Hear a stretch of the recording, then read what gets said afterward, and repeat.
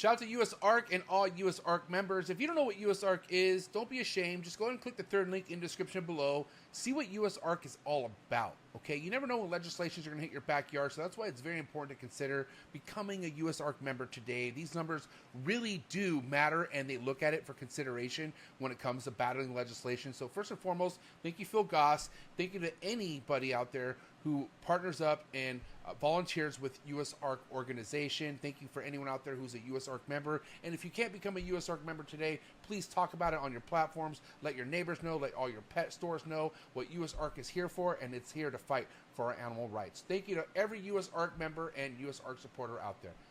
T-minus 30 seconds.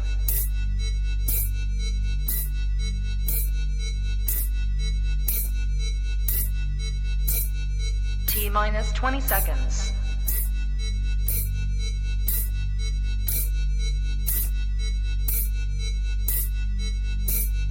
10, 9, 8, 7, 6, 5, 4, 3, 2, 1, 0.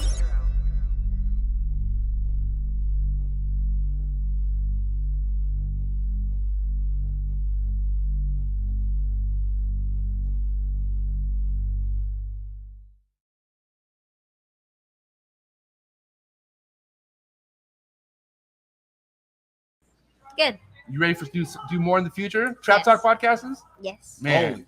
Only Trap Talk. Exclusive. Yes. Exclusive. Oh. So stop calling us. Rub the spot, get the club to pop. When I come up with the crop, gotta love it or not. I'm hot from the hop to the rub the spot, get the club to pop.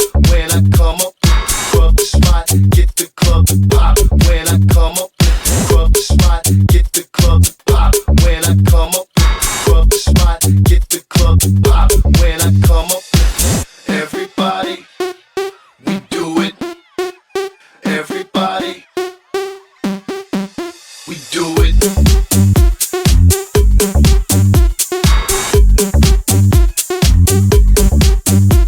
Do it. Do it.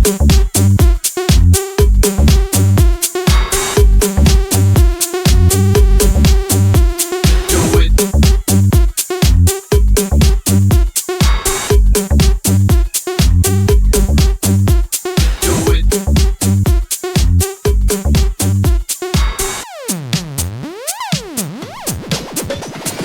Rub the spot, get the club to pop. When I come up with the rub the spot, get the club to pop. When I come up with the rub the spot, get the club to pop. When I come up with the rub the spot, get the club to pop. When I come up.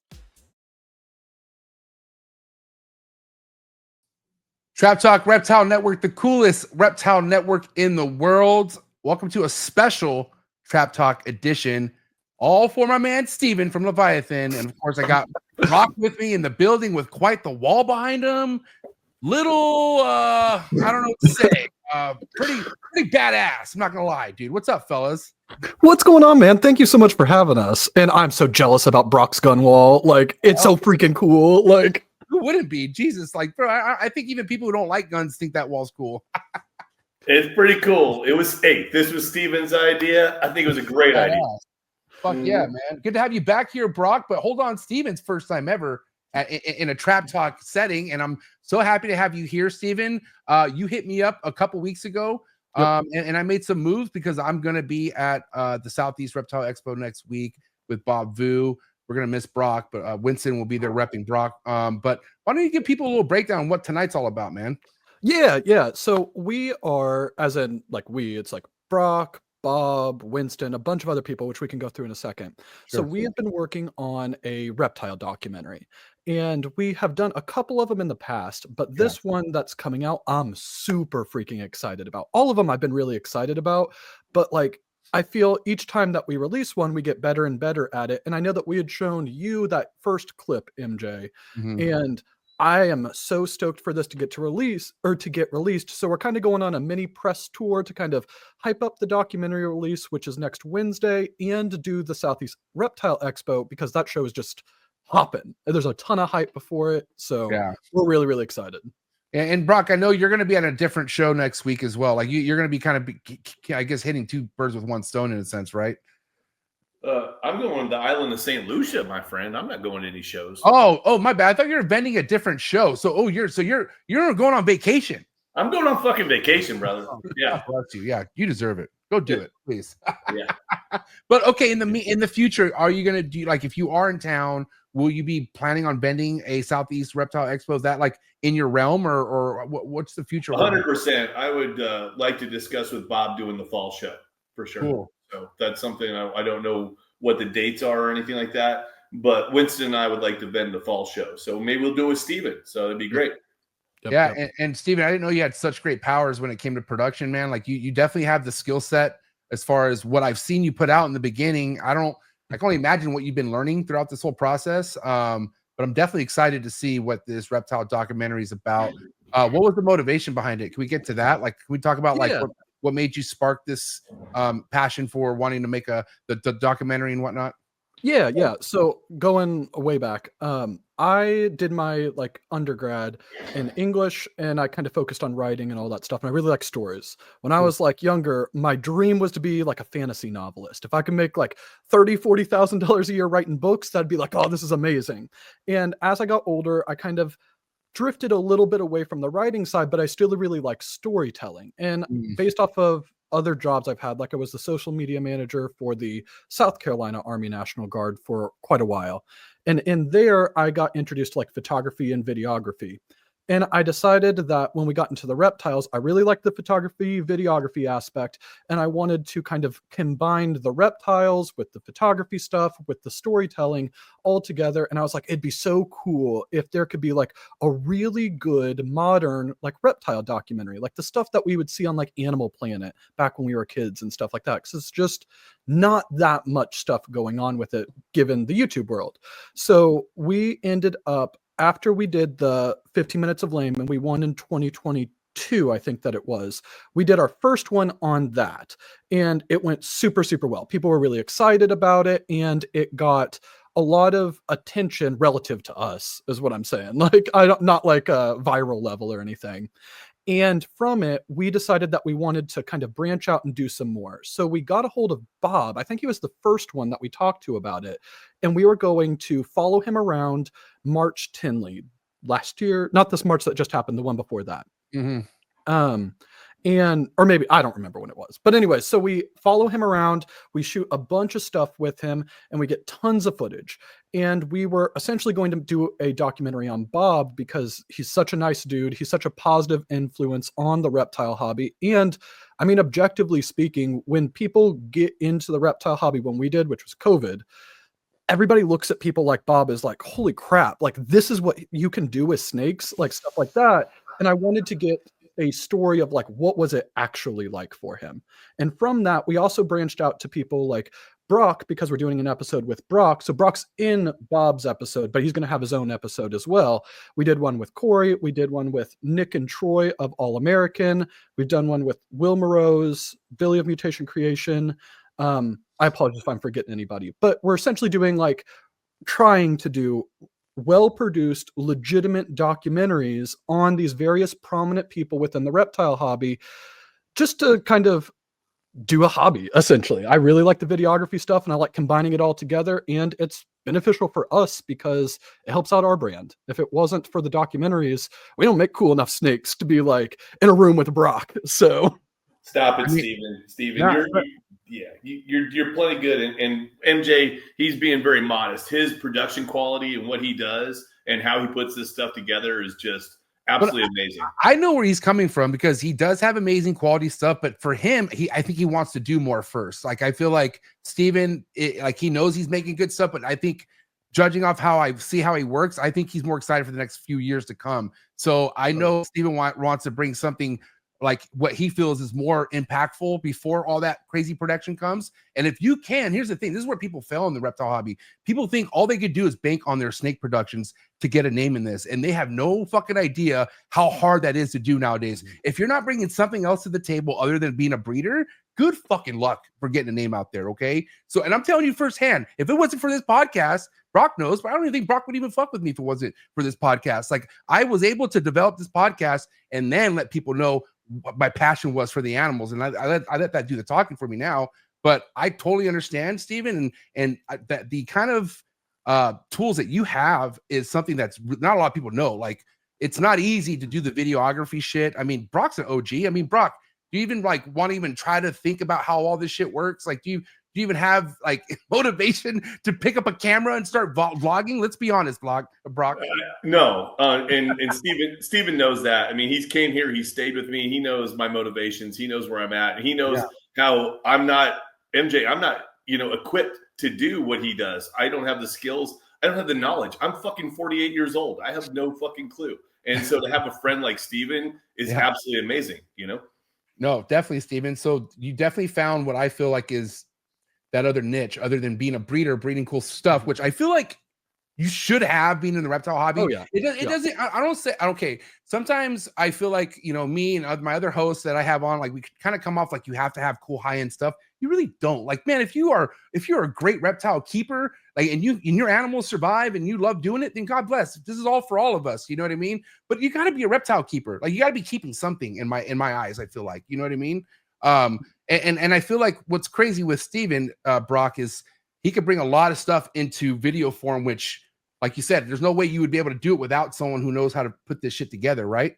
Oh, 100%. Steven's skills with his videography and the way he actually connects with people. That's another thing, MJ. We need to talk about how Steven connects with people. It is amazing how Steven connects to the new herper, to the new person that's getting into this hobby. Steven and Courtney are so well adapted to talk to those people and to really teach them and show them, hey, this is how this works. This is what it is. This is what you do. I mean, they're really skilled. It's amazing. Brock, Steven, I got to capitalize that. You and I connected, Steven. I don't connect with everyone. We all know that. There's just people I don't want to connect with.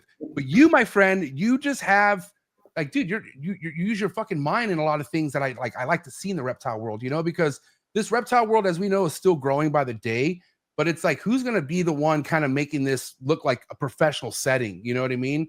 And we had Barcheck, who was on top of the whole vlogging set, but not, I don't think anyone's really holding a candle to that anymore. So we need some sort of like good high-end documentary production to show, like, not only like this isn't just people who keep snakes, like, dude, this is a freaking business, and people will feed their families off of it. People will say, I mean, Brock, what would your life be without the snake game? Like, do you even imagine? My life, we were actually just discussing this the other day. My life would be, I'd still be, chugging away. I wouldn't have half of the stuff I have now. I wouldn't be as far as I am in life. It's amazing what the reptile hobby has done for me. I mean, I'm forever indebted to it. I really am. So go ahead, Steven. Yeah, please. Oh, I was just gonna say, like, one thing, because we came in when it was like 2020, like right before COVID kicked off, is when we were first getting our first snakes, and it was wild at that time. Like, everybody knows and all that stuff, how crazy it was, like, buying in when prices were super high, and like, if you thought about buying a snake, it was already gone, kind of thing. 100%. And at that point in time, one of the things that I had said, because I work in marketing for my day job and all that, was that if we are going to be coming into this and everybody's like buying all these animals, why would somebody choose to buy an animal from us versus somebody like Brock or Winston or Brad or any of these like really established people who are in the exact same projects that we're excited about? So how are we going to stand out to them? And our thought was like, well, we got to market ourselves. We got to get a brand for ourselves. We got to get ourselves out there. And I feel like that we've done a good job with that. We like do a good job with sales. And then we went to Brock's for a week and I saw how Brock sells animals. And I'm like, this is insane. Like, I don't want to put out exact numbers and all that stuff, but the amount of sales that I saw Brock do in that week, where it's so casual, we at dinner and all that stuff, he'd close like a $30,000 sale on the phone. And I'd be like, how are you not over the moon about this, man? Like, Steven, you remember this guy, what he did with bananas at one point, right? Like, what cloth he's cut from. Okay. Like, But I feel like Brock needs that in order for him to be happy in the fucking snake cave. That is very true. That is very true. I'm very motivated, very driven by that. It's a drug. I ain't gonna lie to you, MJ. It's a fucking drug. It's a drug. Well, you should be like that. Like, dude, Brock, you're in a crazy position, bro, because it's like you have people who would just love to see you just get stagnant and just fucking fall off, but it's not in your blood, bro. Like I'm not going to give it to them, MJ. You and he, we both know my haters, and I'm not going to give them what they want for sure. They have no idea. I just keep moving. I keep chugging. You're not stopping me. Even though you're not going to stop. He's a bull, ain't he, Steven? a volcano of energy. Like nothing will stop Brock Wagner. No. It is impossible. Yeah. Also, shout out to Troy in the comments because he says Courtney is greater than Steven, which is 1000% true. Like 1000%. Behind She's also meaner. Behind every great man's a greater woman, right? So that's when right. She's not bullying you, right, Steven? That's right. And everybody else. Like it's her defense mechanism is to be mean before people can be mean to her. Like so Brock, let's talk to you about how you feel. Obviously it's been quite the roller coaster after COVID and all that spike, but here we are 2025. What's your feelings like right now with the ball python market? Well, I think it's been about a year since I've been on the show, to be honest with you, MJ. So a lot has changed. Does that sound right? Has it been about a year? Yeah. Yeah. A lot's changed. We're in a totally different world now. Obviously we had, I think a huge inflation, boom where people really don't have the money for snakes. And we had a lot of overproduction. We had so many people, so many COVID breeders that were producing snakes. They had no idea how to market their animals. They had no idea how to sell their animals. They had no idea what prices to keep high. I mean, it was, we got a little crazy. And like you and me talked on the phone, the advent of the auctions came about, which we can discuss that on a different time, a different thing. But a lot of things has changed. There's days where, I was fielding phone calls. I know September through October, MJ, I was, getting messages and our phone calls at least 2-3 times a week from fellow, customers or our snake people that were basically like, what the hell are we going to do? How are we going to survive this? What's happening? Have you seen this before? Because I've been doing this for 22 years. A lot of people want to know, hey, Brock, have you seen this? Have you been through this? I want to tell you that, yes, like Bob Boo says, the sky is always falling, okay? I can't tell you how many people have screamed, 2015, 2018, hey, the sky's falling. We're all fucking doomed. We're done. We're never going to sell any more snakes. And then boom, we have another year that comes about and great things happen and everyone's, feasting. And it's like, what the fuck, So I would not have been able to do this for 22 years, especially since I don't do a lot of social media. I just plug away. I work my jobs and I keep making snakes and I keep selling snakes. And I can tell you, we're going to be okay, MJ. I know that things are going to be a little rough. I don't believe that the market will really pick up until, mid 2026, just due to the fact that, we got to shake out some of the loose hanging fruit on the tree, if you know what I'm saying. And we got to have people that are really in this, that want to be in this, Yeah. And so, Steven, to counter on that, because Brock's seen a lot of stuff, not only from people he's friends with like you, but like his own customers kind of going through it. But you came in during a time where I'm sure you've seen your own friends, like close friends of yours, kind of falling off the waistline. Oh, yeah. And was that something that kind of made you and Courtney sit down and be like, yo, like, are we good? Like, did you guys ever kind of talk about the current situation of a lot of people coming out of the hobby and like people who came in around the same time as you? So it's yes and no. Like, there's never been a time where Courtney and I have been like, are we like gonna get out or anything like that? Because we've been very lucky and we've been very fortunate that we kind of grew slow enough that we've never had a problem like selling out of all of our animals. I'd say every single year we're always like, we need to make more snakes. We need to make more snakes. Like, I mean, we're having that this year at Southeast Reptile Expo where we had 2 tables. We didn't have enough money, or not enough money, enough snakes to fill the 2 tables. So Brock and Winston are helping us out and like coming in and helping us vend so that we can fill up the whole display. But I do feel like that there have been a ton of people that we are friends with. Just because they leave the hobby doesn't mean that we're not friends with them, that got in and something came up. Maybe they bought the wrong animals. Maybe the market changed and the projects they invested in just weren't in favor anymore. And they ended up getting out. And I do think that it's a risk like any business, but I think that for us, at least, we're lucky that we were able to build up enough of a social media presence that has really, really helped us. Like, the Patreon has been awesome. Like, because I'm perfectly like transparent on it. And I know this isn't like a ton of money for like a lot of people, but for us in our low cost of living, like we do $2,000 a month on the Patreon, which is awesome. Like, so I'm super, super excited about stuff like that. And any other hobby that I have, whether it's the videography, whether it's like Pokemon cards or things like that, we don't make any money from. We're just spending money on those ones. So I love it. We're right now, I don't want to say, well, nobody in Courtney's job. We're planning on Courtney to take it full time on 8/31 this year. So we're essentially like saving up as much money as we possibly can. So that way, when we make the jump, we have as big of a like safety net as possible. Yeah. You need to have that economic, thing over there. You need to have that money sitting there, that way you can support yourself and that way you guys can get through. I agree with that 100%. Yep.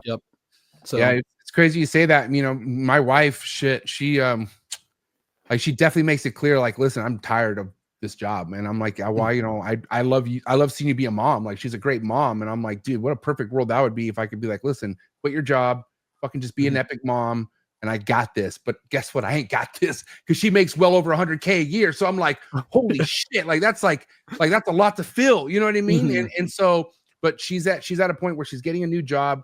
She's getting a bigger salary than she's ever had. But then again, like, I feel like this is the last job. Like, I feel like this is it. After this, God forbid, if she fucking hates this job, then I don't want her to be miserable because I feel like she could help me a lot. Like, I've been doing this, I've been doing all this by myself for the last fucking 7 years. If I had a woman involved, oh my God, dude, everything would get cleaned up. Are you kidding me? Like, so I know my wife would be a huge asset to everything I've going on. It just, can I afford her? That's the thing. It's not yet. For 11 years, MJ, my wife, Gretchen, she did not work because of the reptile hobby, because my snake business. Yeah. And that was when my kids were young. That's why my kids are doing fucking amazing in school. That's why they're they're rock stars, because my wife was able to stay home and she helped me in the snake business. She takes care of my shipments. She does all that stuff.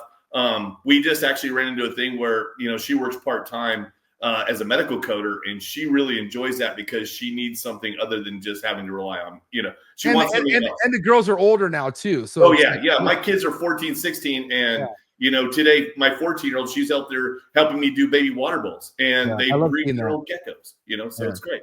Your eldest is the one that likes the ultrasound, right? Yes. Well, Alexis, my oldest, she loves the ultrasound because she gets to spend one-on-one daddy time. She loves that. Callie actually fucking loves the snakes, loves to breed them, loves to care for them. She loves them. Yeah. That's so awesome. That's one thing I do admire, your stories, Brock, when just you and your daughters just kicking it in the room. You know what I mean? Just I feel like that's another thing I feel like people have on their side if the family's involved, right? Like, because a lot of these people treat this like a sanctuary where it's like, this is my like domain, like, but like at the end of the day, like, dude, you can only do so much on your own. And like, my wife, I embrace, if she wants to come in and help you, God bless you. You're not gonna last long because the way I am, but go ahead and come hang out with me if you want. You know what I mean? But it's cool to have like an open, like, like when my son's old enough, Brock, and he wants to be in here, he's gonna be in here. You goddamn right, he's gonna be in here. 100%.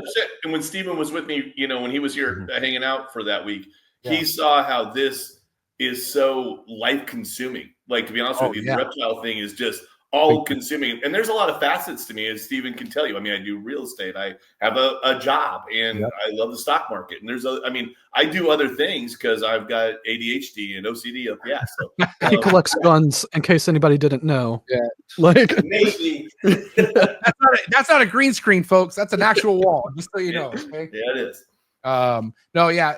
And, listen, at the end of the day, I feel like if anyone out there is like in a position where, they don't have cells that they could use, but they like the snakes that they have and they're happy, well, then, dude, that's something you need to hold on to, because at the end of the day, you got into this because you like snakes, right? And I feel like I feel like the whole cells things, man, like, oh yeah, like we all want to make money, but like, dude, for that to even be a thought in your head for the first 5-6 years is crazy to me, because like, how are you ever getting out of the hole for the first 5-6 years? Because you should be putting back into your business. So it's like, I don't know how people are like, oh man, like I know people got in around the same time with me, Brock, who have killer shit and they want to get the fuck out because they're not selling, they're not selling their super chocolate DG clown for fucking $18,000. And I'm like, bro, you could still get like $8K for that snake and be happy. Like, NJ, I agree with you 1,000%. We have so many of these COVID breeders that they came in at the right time when prices were just sky high. And yes, Yeah. I'm sorry that you paid that for it.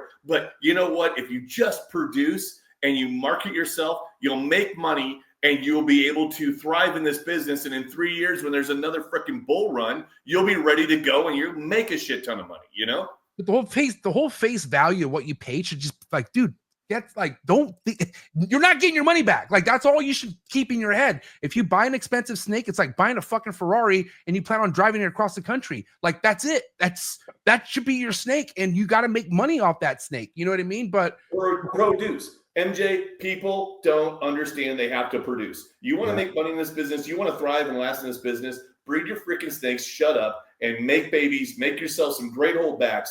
You will make the money back. You'll get your money back on that investment animal, and you'll make a lot more. Yeah, I think that it is so. I'm not saying it's true for everybody, but I think it's pretty easy to make the money back of the parents in the very first clutch and get holdbacks. Like, that's like not that hard to do.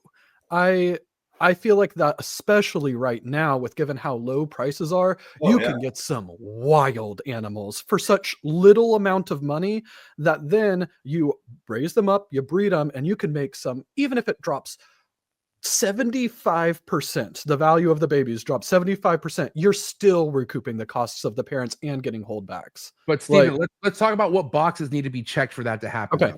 For instance, like, can you just sit in your fucking basement and do this and post a picture and expect to sell the animal? It's not gonna, and you can have really nice stuff. I've seen it. I've seen not only really nice stuff, but misidentified stuff go for real, like, and they're not selling it. Like, people who are just coming out of the woodworks with really cool productions cannot sell their animals. So what boxes do you feel like, Steven, need to be checked for it to be as easy as you buy a pair, you make babies, you sell the babies, and it'll make holdbacks? Like, how in 2025, what needs to be done? All right, so I think that's obviously, we're in the reptile community. I do think it's very positive, but at a certain point, you are competing for sales. Yes. And when it comes to the point that you have babies, you are competing. Even if you make amazing animals, you are competing against the Brock Wagners. You are competing against the Winston Smiths. And they have 20 years, Canova, they have 20 years of experience, of brand value, of trust that they are going to be there and they're going to take care of you. So as a new breeder, I think that you have to be out there way more than Brock. You have to be out there way more than Winston to even have a chance to get people to be like, I'm going to spend my money with Steven versus Brock. And the reason why that they want to do that is they may have made a connection with me that they haven't talked to Brock before. They might have heard about him, but they might not know him. And because they might know me, they might be willing to come to me first and be like, hey, I know you're in Sunset. Do you have any females with these genes? I'm like, oh, actually we do. And then they might buy from us. So I think you have to build up a brand and you have to be diligent of integrating yourself into the community before it's time where you have 100 babies to sell and nobody wants to buy from you. Steven, check this out. The whole competition of Brock and Canova, that was 2017. We're in 2025. You know how many more people are now you're in competition with?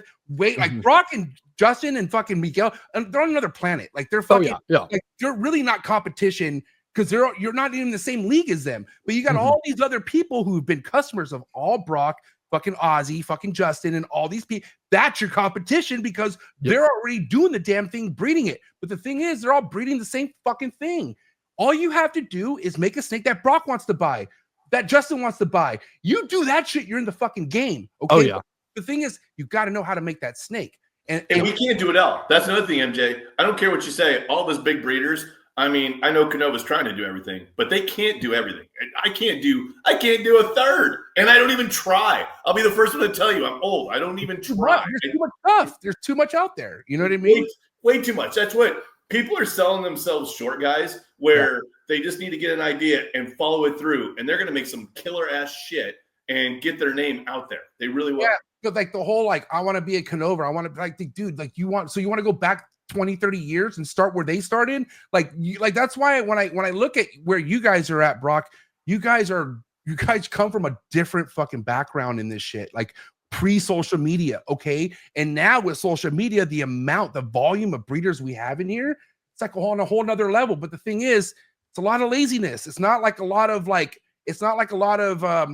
there is like there are people who have their own branch that want to make their own branch in the ball python tree, but there's just a lot of let me follow this, let me follow this, let me follow that. You know what I mean? And when it gets to the point of showing something, they have a million other pastel DGs that they're trying to sell also. So it's like, dude, you got to find a way to be different if you ever want to get to the point of producing something and putting it up and selling it. You know what I mean? And also too, Brock and Steven, you guys know if it's high quality, if that's a good looking fucking snake, it's going to sell. Like quality always sells. But the thing is, you can't have a timeline. Brock, how many times you have a snake on Morph Market and you're like, you just left it there and then bing, somebody buys it a month later, like 2 months later.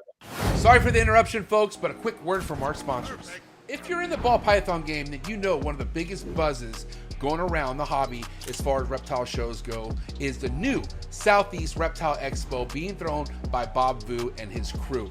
Thank you so much, Bob, for being a part of this year's sponsor on the Trap Talk Reptile Network. Very excited to collaborate with you. I'm excited to actually be heading over to Southeast Reptile Expo in February, and that's February 15th and 16th. You can catch me there. And there's also that show coming in September, so stay by for more announcements on that. Head over to Southeast Reptile Expo on Instagram and check out Atlanta's #1 reptile show, the newest up-and-coming, most exciting show around in the reptile hobby, and who else better to throw it than Bob Vu. Set your reminder for the second annual Reptile Breeder Show happening in downtown Los Angeles, March 1st, thrown by KG&D over at the Bomb Project. I happened to made it to the first show, and it was one of the best times I ever had at such a really cool, unique show. Make sure you set your reminders, and if you're in the SoCal area, I highly recommend you pull up to this show and see the kind of vendors that they have vending. Some of the top quality ball python productions and other really cool species of reptiles will be at this show. So again, the Reptile Breeder Show, the second annual Reptile Breeder Show happening in downtown Los Angeles, March 1st. Please set your reminder. Go to the reptilebreedershow.com, get your tickets, get all further information, and you can also give them a follow on Instagram.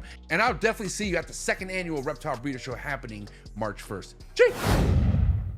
MJ, I've had snakes that sit on fucking Morph Market for 3 months, and I'm like, dude, it's a $3,500 snake. It's not moved. I haven't got an inquiry. And then guess what? A week later, someone inquires. They fucking buy it. It's all being professional. That's another thing I want to talk to you about, MJ, is you're talking about, hey, these people, they got to produce good shit. That's true. But people also need to treat this like a business and be professional. There's so many people, MJ, that got into this that were not professional, had no freaking business sense. And then, people like myself, we have to interact with them like, what is going on with you, dude? Like, be professional. Understand that there's, it's insane. Sorry. And that's a huge part of what we're talking about, because Steven, even though you've been in the game, you and Courtney came in around 5 years ago, about COVID time? 2020, very beginning of 2020, very into 2019. And you guys always came out professional. Like you know what I mean? Like you got to have something to show that you do know what the fuck you're doing and that you care about your appearance. Like there's a lot of people, like this is what blows my mind. You have people who spend thousands, like goddamn near 6 figures with a breeder, and then they can't even, they post a saturated fucking ball python on their page and they're trying to sell something that's misidentified. And it's like, how do you spend all that money and then not at least do the homework on how to take a picture, how to make sure you're, I'm sorry. Because they got the money from somebody else, MJ. But Brock, true or false? Do people not forget, if you post a snake and it's misidentified, people will they don't. Oh, they remember that 100%. They'll judge you forever. It's it. That is very true. And everybody can make that mistake. Myself can make that mistake. But yeah.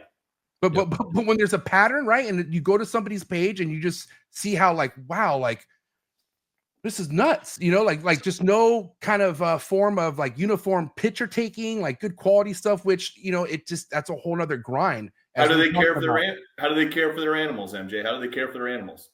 When Steven and Courtney came and visited me, we were caring for animals, weren't we, Steven? Yep. Doing waters, yep. Yeah.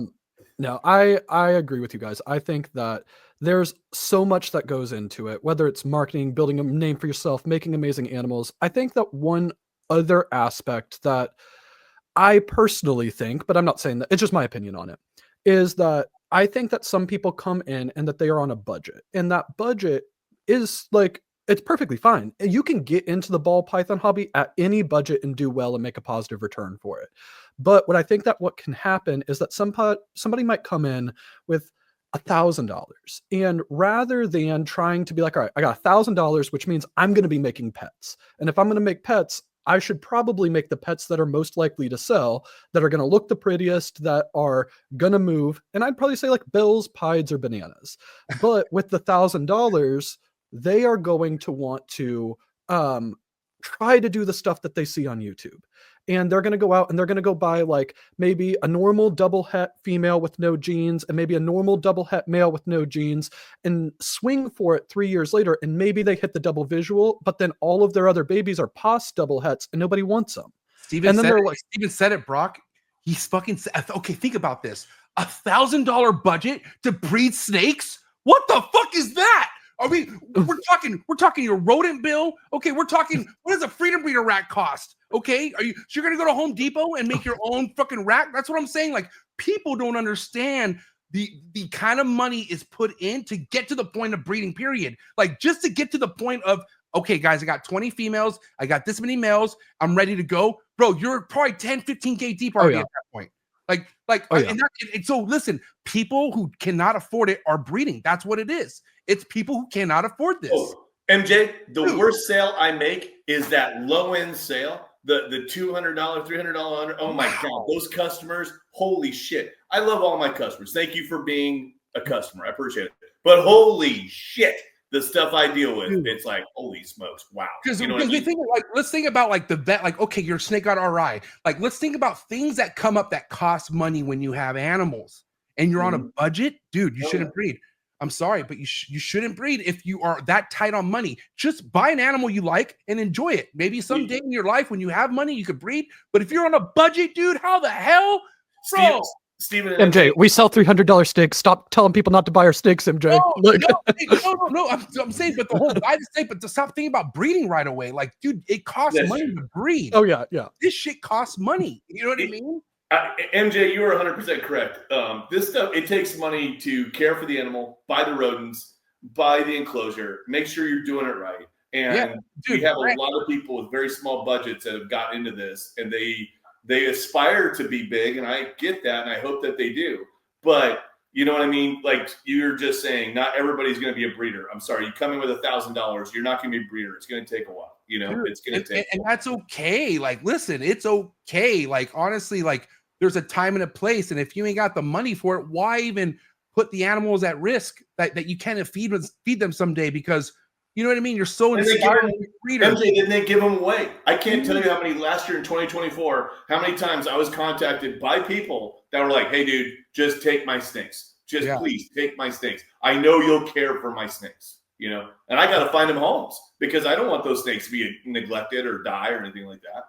And Steven, it's crazy. I don't know how I didn't think about this before, but all it is people coming in who think they have the budget to afford something that turns out, and you know why they think they have the budget? Because they think they're going to make money. They think I can afford this if I can make X amount in 3 years. I could do this. You know what I mean? But like this, you know how many stars have to align for that to happen? Like, it's not. You can have shitty luck. How many people, Brock, you seen just have fucking shitty luck? You can't even get a slug. You can't even get a viable egg. You're getting slugs. Like, you got people who can't even get fucking viable eggs out there. Like, I got bad luck. You calm down on that bad luck thing, okay? I'm like, PTSD on that shit. But I'm saying, my PTSD over here, MJ. You calm down.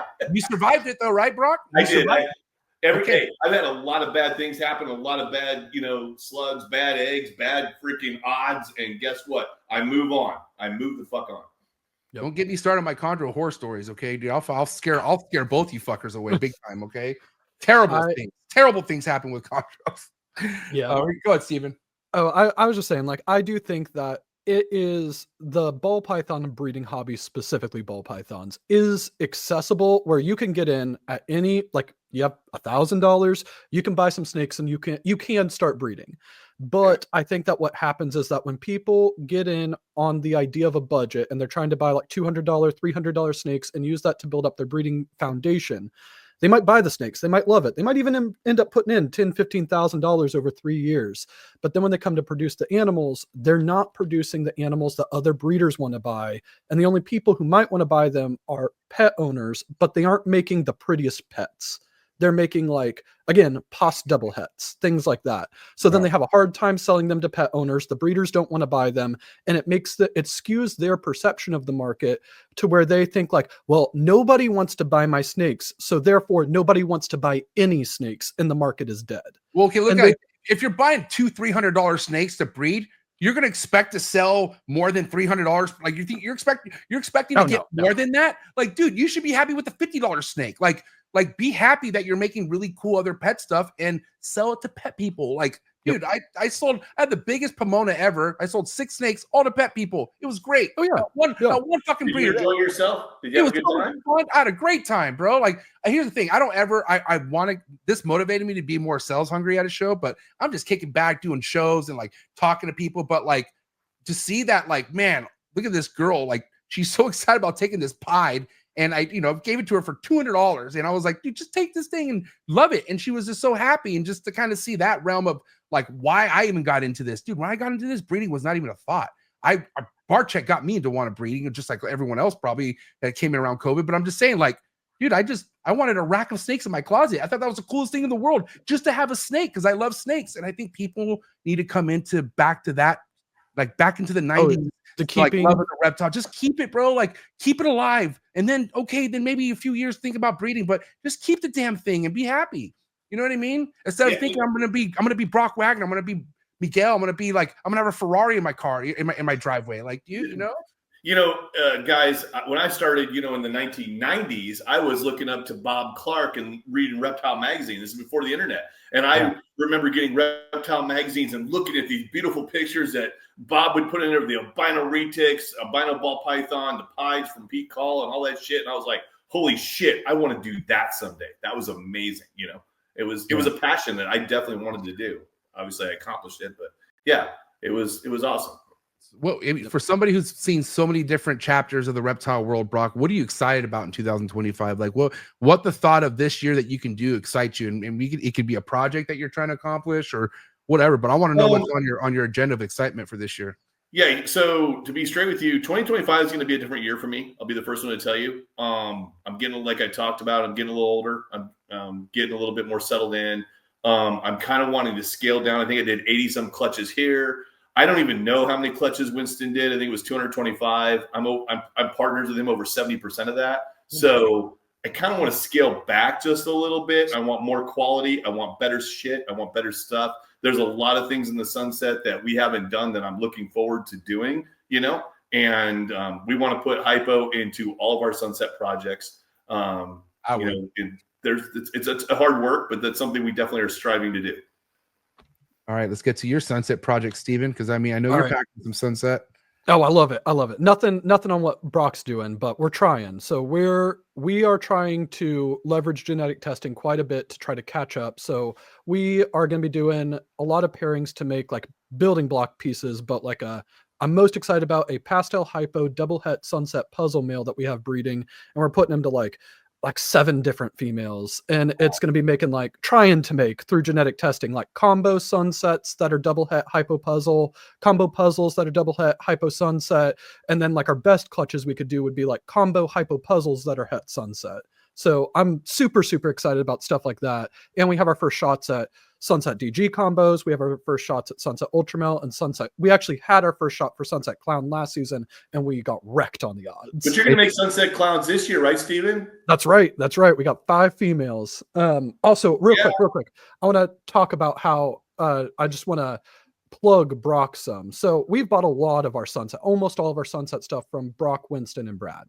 And they are, if you're thinking of getting a snake from them, more so than anybody, they have taken care of us beyond anyone. We had bought, I don't know, 2 Tinleys ago. I don't remember exactly when, if it was fall or March, but we bought an acid sugar het sunset 50% het ultramel female. Yep. We got her, we brought her back. She was in quarantine. We fed her once and she ate. And then she died like a week later. And we tested for everything. She tested negative for Nido. She tested negative for everything and all that stuff. We told them about it. Brock and Brad and Winston were like, don't worry, we got you.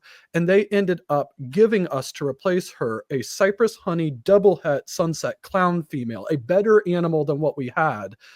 And no questions asked. It was just like, we got you. Like, And it's just stuff like that that they do that I love. And Steven, when you and me have talked about this, I think, and that's a problem in our industry, what you just talked about. I can't tell you how many people have come to me saying, I bought a snake, insert big name breeder over here. And they totally shit on me. They didn't even contact me back. They pretty much ignored me. They blocked me, whatever the fuck it was. I'm like, no fucking way, man. I don't care. I don't care if you give me $100. I don't care if you give me $5,000. If something happens, I'm taking care of you because you're going to come back to me, you know? So, yeah. And it's another thing I said too, or at some point this year, I was like, dude, if you don't have that customer base, like meaning if you're not taking care of your customers and you're not getting that repeat business, don't ever expect to survive during a fucking down market, because those are the people who are hanging in there were the ones who were like comfortable spending money with who they're spending with, and they know like fuck whatever's going on out there. I know where I'm at and I know where I'm good, and those are the ones. MJ, right. Those people talk. Those people for sure. They talk. We all know they talk. And sometimes what they say is not true, but they fucking talk. There's some of them that talk, but they're not always telling the truth. You guys, I'm going to end up catching a stray by being on this podcast with you guys. That was rock, though. I'll get you Steven, I'll get you a gun. I got one back here for you. Okay?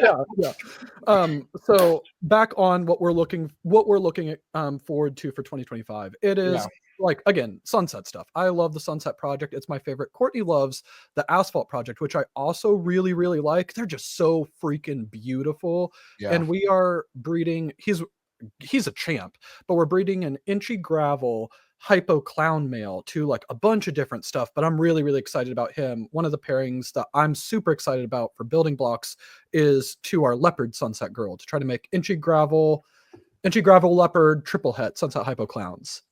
So your screen's frozen, Steven. I don't know why. That's what it is. I was like, what's going on with Steven? All right, give me a second. I'll be right back. You're good. No, so I got to ask you though, Brock. With the sunset puzzle, which I and if you really want me to tell you, like the first point sunset ever got in my book was that sunset puzzle you posted. Yeah. How is that thing aging? I'm sure it's been breeding for you right now, right? Or what's going on with that snake? He's just working on breeding right now. He looks amazing. I'm super excited to get him into a ton of projects, hypo. DG, things of that nature. So, and obviously make more, but there's a lot of other, ways that I want to take that project, because I'm really happy that everyone loved. I mean, he's kept his color. It's the patternation. It's amazing on him. So yeah, that was a really big hit for me. Me and Steven wanted to ask you, MJ, I know that you're not a huge sunset, fan. So just give us 2 reasons why you hate the sunset, and then give us 2 reasons why you're starting to believe in the sunset.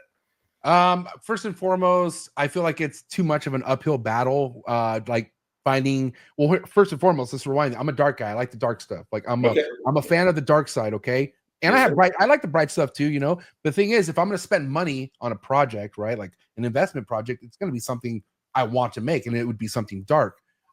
Sunset makes a lot of not a lot, but for the most part, really brown looking adults, It does. I agree with you. I agree. But mind you, but that's not obviously that's not anyone's final stage, right? Like that's we look at a normal. It all started with the normal, right? And I think normal, but to be honest, I think a normal looks better than I don't want to go there. I'm just saying.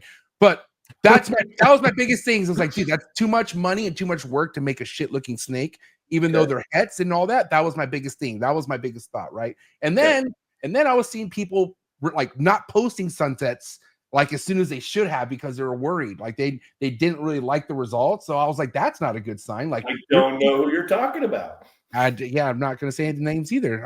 But I'm just saying, why would people refuse to show some work where, regardless how it looks, show it? Let's see it. But when I saw that kind of activity happening behind the scenes, I was like, this was sunset. So I was like, nah, I'm good. And this is all pre Brock production sunset, right? And Miguel had a sunset that I liked as well, but it came from you first. You're the first person to ever put a sunset out there where I was like, holy shit. All right. I'm going to chill a little bit, just a little bit. I'm going to chill. But then I didn't chill, and I kept going. But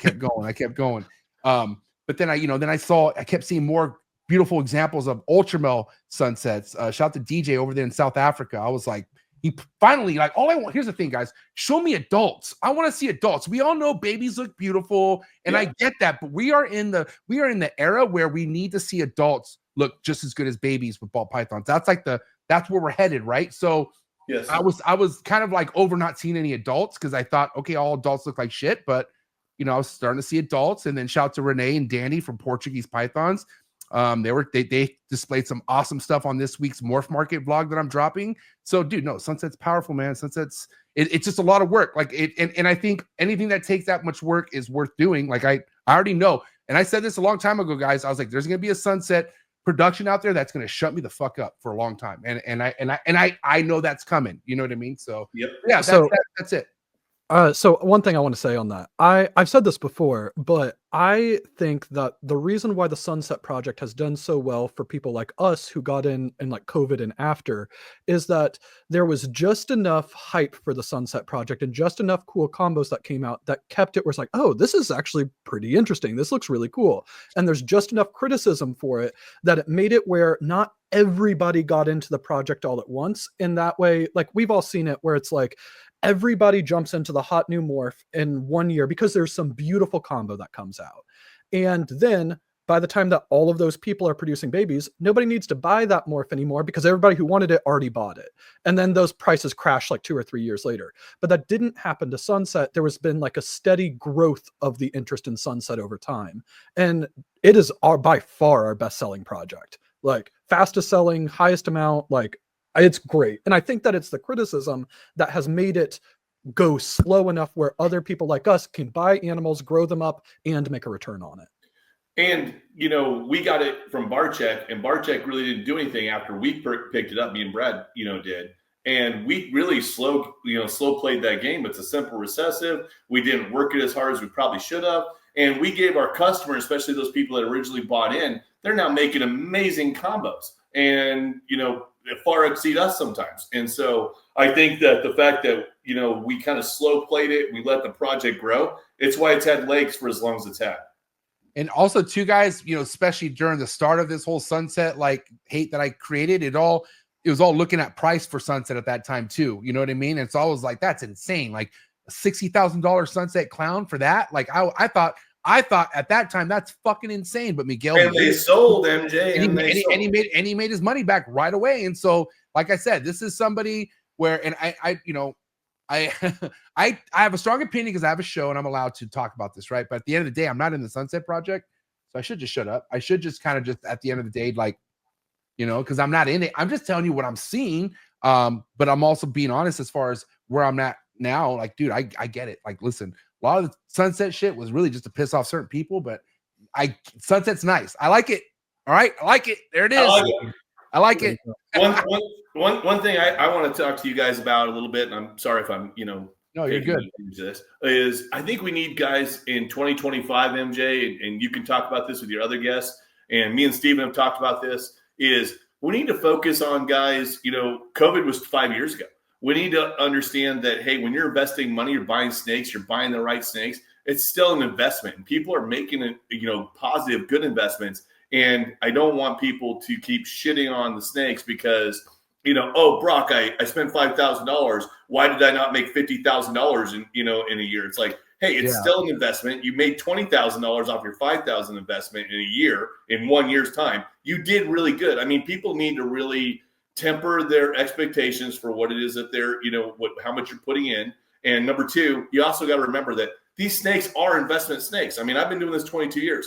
I love my snakes. I've had gazillions of snakes, but they are still an investment. I spent more money, MJ, last year than I've spent in the last 3 years on snakes. I was a buyer last year, okay, because the prices were on sale. It was a fire sale. People were giving shit away. Yeah. But that's something you have to do. Like, there has to be a point where you're like, this is a year I need to buy because it's that time. There's people who don't even think about that and they're just complacent. They just sit on their ass and fucking think they don't need to make any moves like that. But this is chess. Like, ball pythons is a huge game of chess. Like, it's not, you think it's this is like it's like the stock market. When a stock is, you don't buy high and sell low. You fucking buy low and sell high. And people that want to be in the ball python game, I'm going to tell you right now, things are on sale. This is the time. If you really want to do it, buy now. You will grow your collection and you will profit in the future. You just got to keep with it. Agreed? Yeah, 100%. I agree. But But let's round things up. Let's wind things down real quick and wrap it up with a wrap up topic. And I want to talk to Steven about like the most exciting thing he's looking forward to the Southeast Reptile Expo next week, and why you feel like it's important for people to go. Like, what do you think is going to be so different about a show like Bob Vu's compared to like all the other shows out there? So I wasn't at the first one, but everything that I've heard about the first one is that it is just an amazingly well-run show. And I know this doesn't apply as much to like the guests, but the way that Bob and Mary and his entire team that are doing it, like they have people there waiting to help people unload to like set up their tables. They're always going around there. It's the best, like everything I've heard about it. They have been the best, like people at making sure that the vendors have what they need. Also for consumers, there's some of the best breeders in the nation that are going to be there. It's a beautiful area. Like again, the venue and then the location in Atlanta is really, really nice. There's tons of stuff to do. So I personally think that if anybody is free, and I know it's Valentine's Day weekend, and you want a mini weekend trip, if you come down to Atlanta, even if you go to the show on Saturday, you will have a blast in Atlanta. And overall, it's a destination. I think he has already turned it into, in 2 shows, a national level show, given the amount of people that are coming into it. And we're going to be vending with Winston, and he is bringing some wild animals, wild ones. Well, he is a wild animal himself. Oh, so. yeah. That is very true. Winston is off the fucking charts. I like that though. That's my cup of tea. I'm if you're off the charts, then we could get along. But you know, Brock, you know, biggest thing for you, Brock, you know, you being one of the leaders in the ball python industry today, anyone out there who's kind of on the rocky end of things or not too sure, what's your advice for anyone out there who's unsure about ball pythons this year, Brock? Hey, if you're unsure that this is, I mean, honestly, if this isn't for you, then please don't do it. Get out. You know, I'm just going to be the first one to tell you. I mean, if you don't want to do this, if you don't enjoy opening up that tub and get geeked out like I do over looking over a snake that maybe you've seen 100 times, then you probably shouldn't be doing this. I'll be the first one to tell you that, because this is a thing of passion. This is actually something that you really have to like doing this. I like doing this. Why I've been doing it for 22 years. I still geek out over snakes. My family geeks out over snakes. There's a lot of snakes I still want to produce. There's a lot of things I still want to see. So if you don't love it, I will just tell you, I'm not trying to be a dick. Probably it's time for you to get out. But if you really do enjoy this and you want to keep making better and better stuff, now is the time to really just hunker in, know your numbers, know what's going to cost you to produce them, know what's going to cost you to take care of them. But now's the time to really be purchasing and buying in. And I mean, things are on sale, especially on the auctions. And you guys can really build some amazing collections right now. But Brock, you don't have anything on auction, right? Shut up, MJ. I told you, Steven, he was going to get me. Yeah, I don't even know the reference to this one, but I'm fully prepared to catch strays after this. But no, okay. Well, we don't have to get into detail, but like at the end of the day, me and Brock had a short conversation about the auctions, and like there's good and bad things about the auctions. But for Brock being in his level in the game, the higher end stuff, I don't think the auctions is helping the higher end stuff, because you're seeing too nice of animals desperately putting on auction, and we're talking animals that are 66% het, and you have like a $3,000 start off, and I'm like, dude, what are you doing? Like, how about a monsoon, MJ? I'll never forget. Like last February, some freaking idiot put a fucking a monsoon on an auction, and I started making phone calls. I'm like, what are we doing here? Dude, and that's Brock. I understand, like, holy shit, like that's for me, like, I'm heavy in monsoon. I see shit like that. Oh my God, the nerve, but yeah, it's like, dude, just give up. If that's where you're at, just give up. Just seriously, just pack it up, give up. Like, if you're not going to market yourself, you're not going to make it happen. Just give the fuck up. I'm sorry.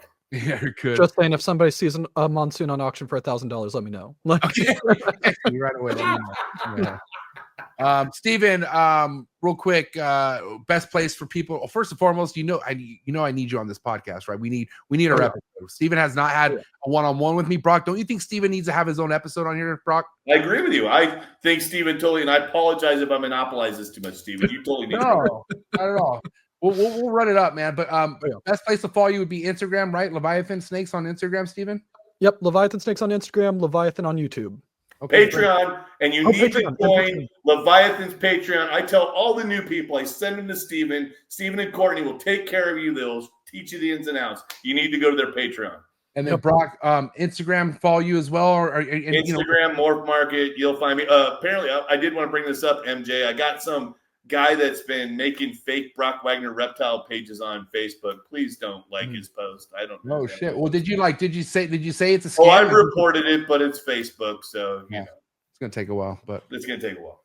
Steven, can't wait to see you next weekend. Thank you so much for coming on. Brock, I think Tinley? I'll see you at Tinley, March. For sure. I'll be at March Tinley, yeah. Okay, I'll see you. Well, then I'll see you a bit. For guys, do me a favor, guys. You'll find all the links to their social medias in the description below. But thanks again for making this special Trap Talk edition, Steven and Brock. Thanks for being here. But give it up. It's for my boys, Steven and Brock, ladies and gentlemen. It's a wrap. Thank you, everybody. Thanks for having us, man. Yep. Hey, we'll see. I'll talk to you guys soon. All right. Have a good night, guys. You too. Bye-bye. Right.